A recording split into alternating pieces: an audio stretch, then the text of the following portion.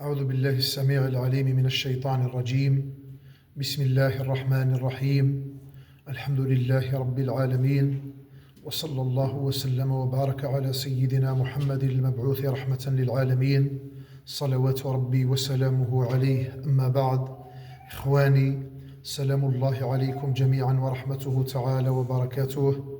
عنوان لقائنا اليوم إن شاء الله سبحانه وتعالى: كيف تكون من أولياء الله الصالحين؟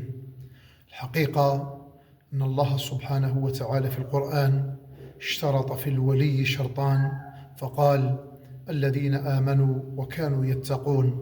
ولكن مرة ذكر النبي صلى الله عليه وسلم أقوام، قال: وجوههم النور وثيابهم النور، لا يخافون إذا خاف الناس ولا يفزعون إذا فزع الناس، أولئك هم أولياء الله. فقيل: ومن هم يا رسول الله؟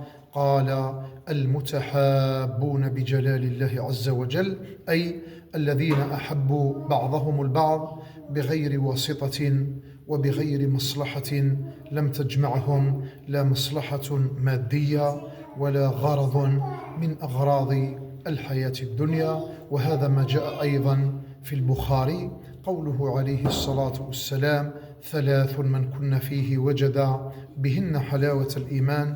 قال: أن من بينهم، قال: أن يحب المرء لا يحبه إلا لله عز وجل. فالتحاب والتزاور في جلال الله عز وجل يقتضي أن يكون صاحبه من أولياء الله الذين أحبوا لله وأبغضوا لله. نسأل الله سبحانه وتعالى أن يجعلنا منهم وأن يوفقنا إلى ما يحبه ويرضاه. وصل اللهم على سيدنا محمد كثيرا إلى يوم الدين، والحمد لله رب العالمين. والسلام عليكم ورحمة الله وبركاته.